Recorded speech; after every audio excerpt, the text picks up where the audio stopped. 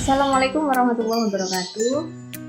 Jumpa lagi bersama saya. Dalam pembelajaran kali ini kita akan membahas tentang pertidaksamaan rasional satu variabel. Nah, pada pertemuan sebelumnya kita sudah membahas tentang pertidaksamaan linear satu variabel. Nah, apa sih tujuan pembelajaran kita?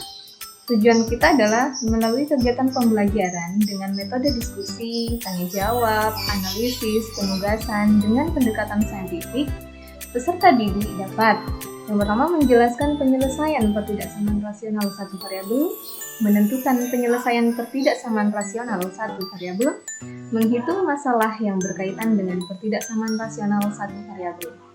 Di mana KD 3.2-nya yaitu menjelaskan dan menentukan penyelesaian pertidaksamaan rasional dan irasional satu variabel.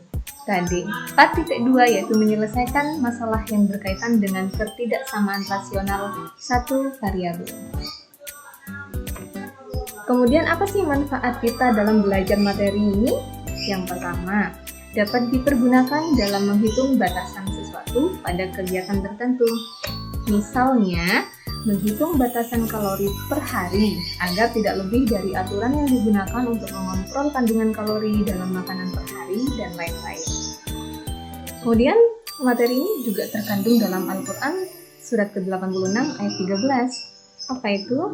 Sesungguhnya Al-Quran itu benar-benar firman-Nya yang membedakan antara yang benar dan yang salah.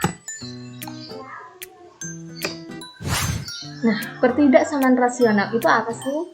Pertidaksamaan rasional itu adalah suatu bentuk pertidaksamaan yang memuat fungsi rasional, yaitu fungsi yang dapat dinyatakan dalam bentuk fx per gx dengan syarat gx tidak boleh sama dengan 0. Bentuk umum pertidaksamaan rasional yaitu fx per gx tidak fx per gx lebih dari 0 atau fx per gx lebih dari sama dengan 0. Dengan syarat gx-nya tidak boleh sama dengan 0. Kenapa? Karena gx itu sebagai penyebut dan penyebut tidak boleh sama dengan 0. Jika penyebutnya sama dengan 0, maka nilainya tidak akan terdefinisi.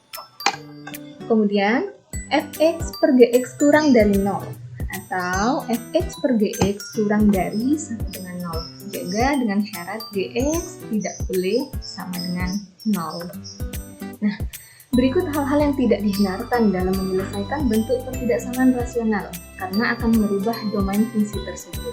Yang pertama, tidak boleh kali silang, yaitu fx per gx lebih dari c, atau ini fx lebih dari c gx. Yang kedua, mencoret fungsi ataupun faktor yang sama pada pembilang dan penyebut, seperti fx kali gx per gx lebih dari c, fx lebih dari c. Nah, ini nggak boleh. Gx kemudian per gx-nya langsung kita sama-sama bagi, itu tidak boleh. Kita ke contoh. Contohnya adalah tentukan himpunan penyelesaian dari x kuadrat dikurangi 2x plus 1 per x plus 2 kurang dari 0. Maka penyelesaiannya yaitu kita faktorkan dulu antara x kuadrat min 2x plus 1 ini kita faktorkan menjadi x min 1 kali x min 1 per x plus 2 kurang dari 0. Nah, kita buat pembuat 0 dulu, maka x dikurangi 1 kali x dikurangi 1 sama dengan 0. Maka diperoleh x sama dengan 1. Untuk penyebut adalah x plus 2 sama dengan 0, sehingga diperoleh x-nya sama dengan min 2. Kemudian dengan syarat x plus 2 tidak boleh sama dengan 0, maka x-nya tidak boleh sama dengan negatif 2. Sehingga kita buat pada garis bilangan, kita uji tanda.